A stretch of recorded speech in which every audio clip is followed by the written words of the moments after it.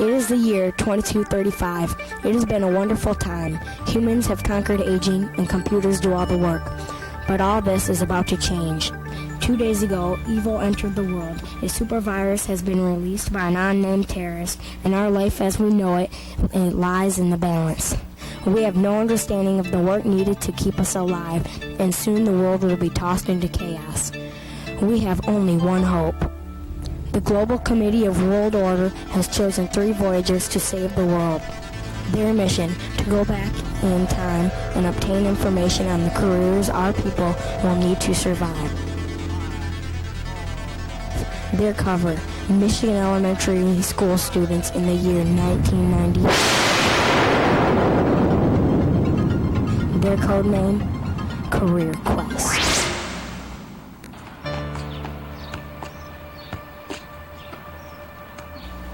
On these 4, Benjamin,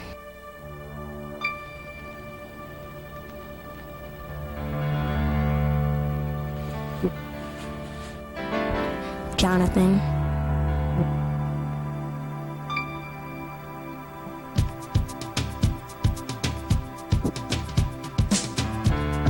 Martia,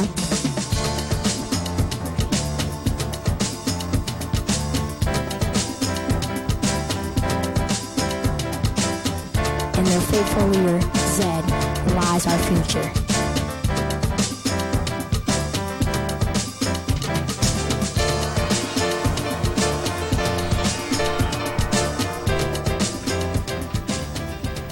Howdy guys, sorry I'm late. It took me a little longer to change out those 20th century clothes than I thought it would.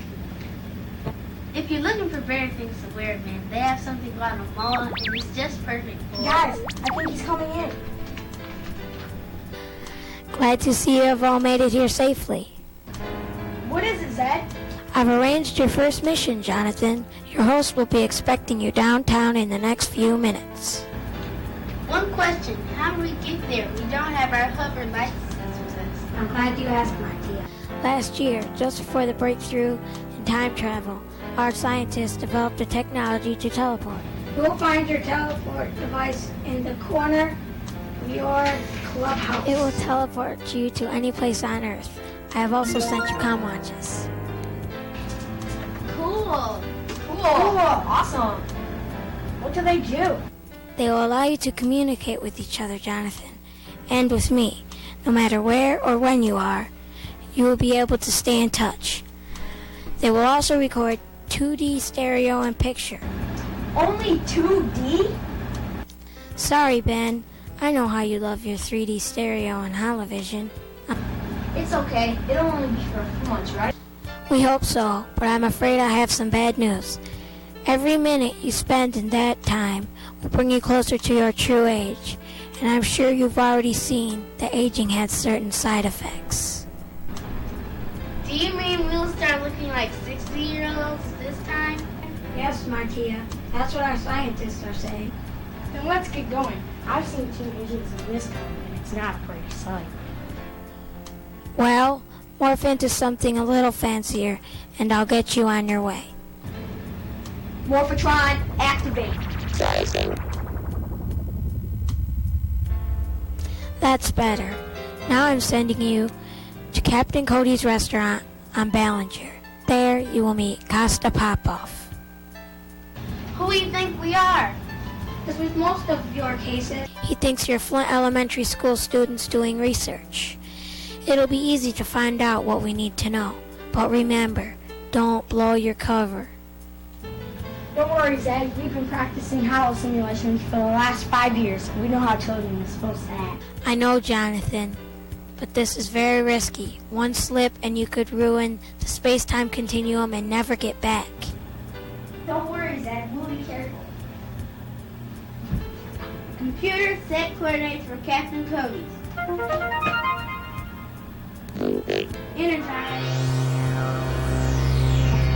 Ah, yes. See ya. Good luck. A pleasant quest.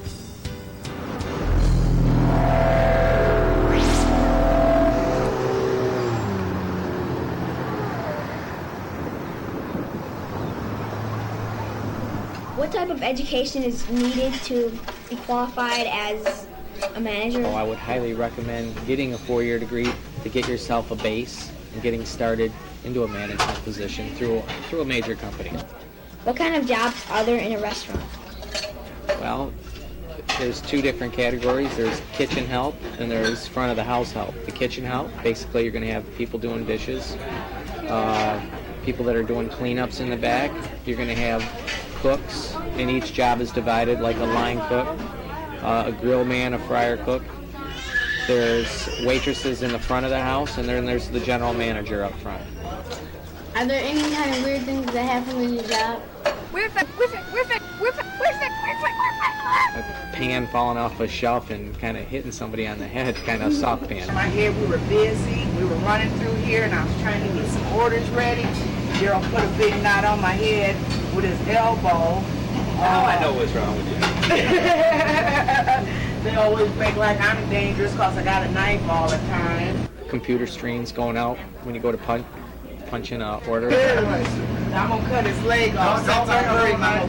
We drop our food, or we miss an order, we don't put the order in. Okay. What kind of things do you do on a daily basis? Well, on a daily basis, we have to check our inventories on a daily basis to get ready for the day that's coming. We have to make sure we have enough food prepared, which the guys in the back will do that, and we have to oversee that to make sure all the food is ready for the day.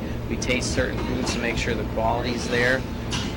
We make sure all our scheduling is intact, that everybody that's scheduled today is going to show up. And then basically we make sure everything flows smoothly in each part. Is there any kind of special training?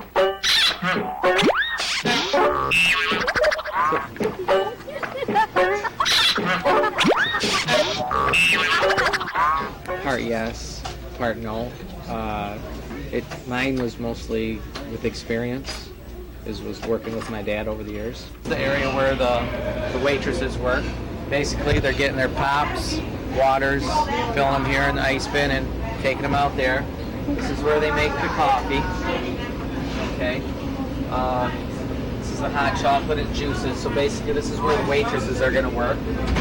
Right here, as you can see, one of the employees, the wait staff here. This is Shirley. She's punching in an order right now on the computer. What she does, she punches in the computer right here, and whatever the customer orders, she'll punch it in, and it automatically goes back to the kitchen on this kitchen printer right here.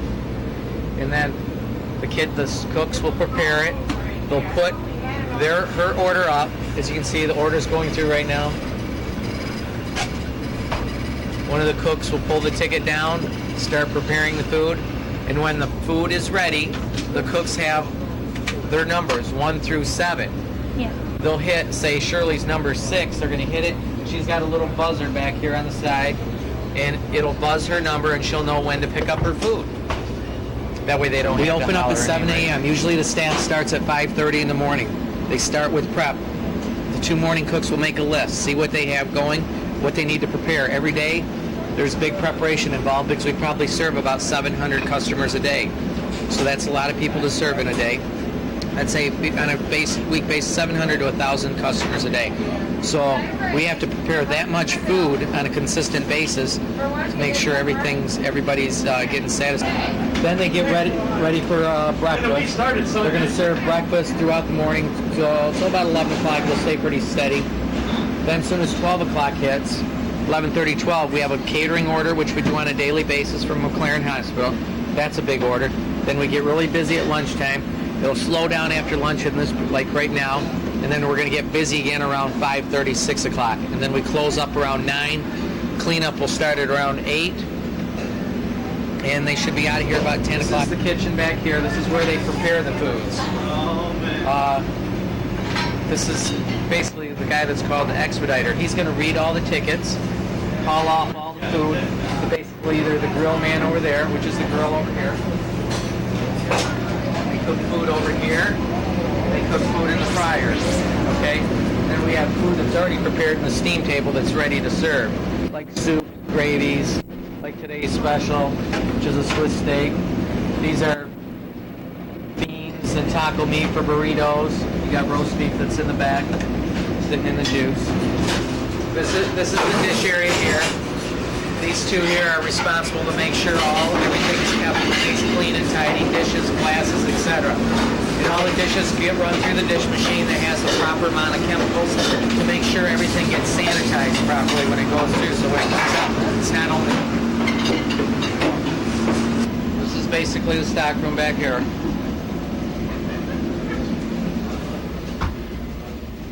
This is where all the dry storage stays. It's a little cramped and tight back here, but right now after lunch is what they do is they get everything off the floor, they're going to mop everything up, and then they're going to put everything back where it belongs. You guys want a cookie? Sure. Here's where they keep the fresh bread. We bake our own Is bread. there any proper tools you need? Well, yeah. Well, when it comes to equipment keeps changing every year. So basically, you want to make sure you have the best equipment because the type of equipment you prepare food on does matter. The better the equipment, the better the food. It's called a convection oven.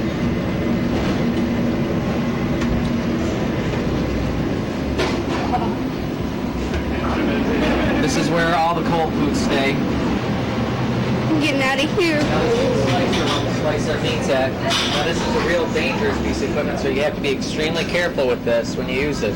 This is one of the things you really have to be careful about when you're working in the restaurant. Is this slicer, extremely sharp through here. This is a new item too, which is it's basically an oven. It's an Alto Shan. It's called a cook and hold oven. What you do is for your beefs, you would cook your beefs overnight while there's nobody in the restaurant. It cooks your beefs for say 12 hours, and it breaks down the tissue in the beef to make them very, very tender. This office here, this is my computer terminal. It stores all my sales, all my time and attendance records. It can break down sales by the hour so I know how to schedule my labor. It's a pretty useful tool. It'll give you probably about as much information as you need out of it. Special supplies is most required if you're going to run a business like this.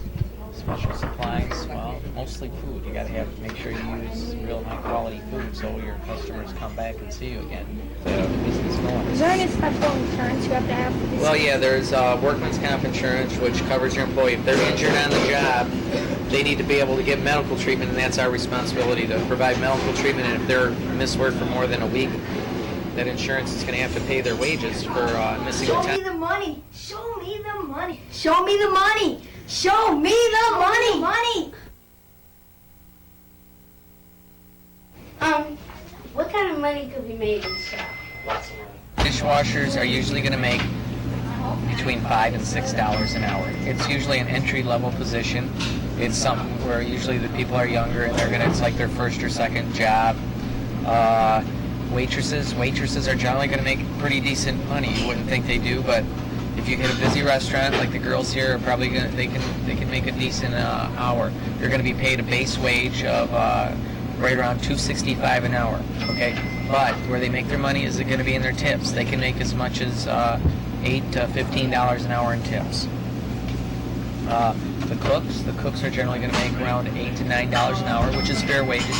And what I'm noticing in the cooks' wages, they are going up, and up, and they're getting closer to where the manufacturing wages, the gaps in the restaurant work is being closed a little bit just because there's less labor out there where it's a supply and demand issue right now.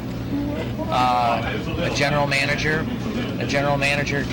can start out at say $20,000 a year, and you can go all the way up to making over $100,000 a year depending on what kind of business you have and who you're working for. If you're working for, say, an Outback Steakhouse and you're the general manager, you're going to make about $125,000 a year. So it can be very lucrative also, and it could be on the low end. The hardest part of our job is to satisfy everybody, satisfy our customers, so they keep coming back. How did you come up with the name Captain Cody?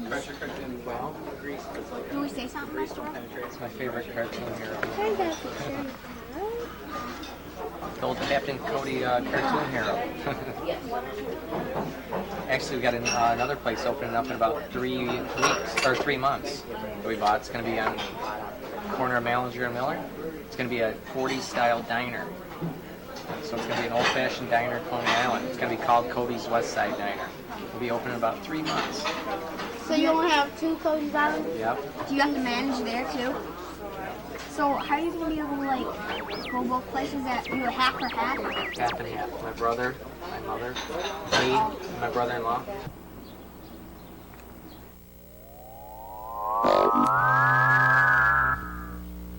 Well, how did it go? Wait one moment. We have to change out of these clothes.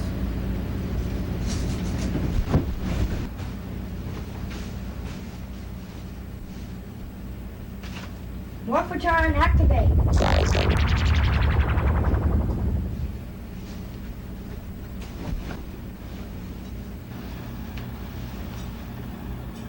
I'm initiating download now, Sid. Good, Martia. I'm receiving your link. So, how was your first mission? It went well. Mr. Popoff told us that to run a restaurant like this, you have to have a 4-year degree. Yeah, but there are lots of different ways to make money in a restaurant. Like being a waitress. You can usually get around $15 an hour. He also explained how the cook uses tools in the kitchen. That's all part of an average day that starts with about getting there at 5:30, clean up, get ready, open, serve all the customers, start cleaning up at about 8, close at 9, and go home at 10. So what's our next mission, Sid? I'm not sure, Martia. We set up a time express mail system. As requests come in, I'll send the information out to you. So what address are you using? We've set a small transporter in the mailbox at your school. You will be able to receive letters from your time as the same as ours. We are asking people to use the address Career Quest in care of Doyle-Ryder Elementary School, 1020 Saginaw Street, Flint, Michigan, 48503. Check the scanner, Martia. There might be a letter there now. There's one there now, and it's from Steve Brills from Flint, Michigan, and he writes, I think it's cool how you guys teleport from place to place. I hope your missions go well. I was wondering if in the future, I mean the past, you could do a show on computers. I like computers a lot, and I think I would probably like to work with them. But I don't know anything about computer jobs. So if you could do a quest or anything to do with computers, I'd appreciate it. Seabird. P.S. I also think you're kind of cute for a 60-year-old. It doesn't say that. I'm telling you, it's right there. So what do you think, Sid? Computers? Computers? Yeah, computers. It may take some work, but I think it could be arranged. Don't forget the golf game. How about soccer, FIFA, nice. Well, while you guys are talking, I'm going to send them something to eat. Computer, hot butter popcorn, and a soda, please.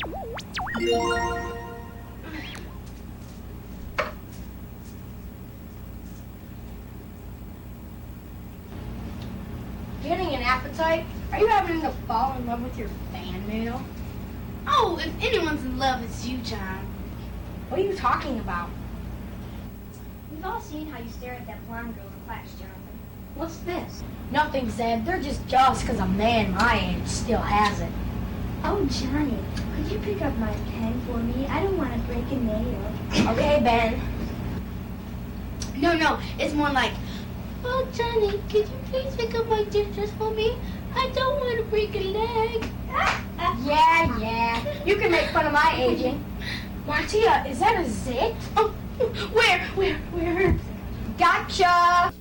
Okay, guys, it's time for me to sign off. These trans-dimensional calls are costing an arm and a leg. Our first career quest has been a major success. I will transfer this to the D-Day team, and they should have a plan ready by the time the computers start to shut down. The world thanks you. Well, you can tell the world welcome, but before I start looking 60, I'm going to get some sleep. That's probably a good idea. Get rid of that popcorn, take your nutrient caps, and I'll page you in the morning. Before you have to go to school.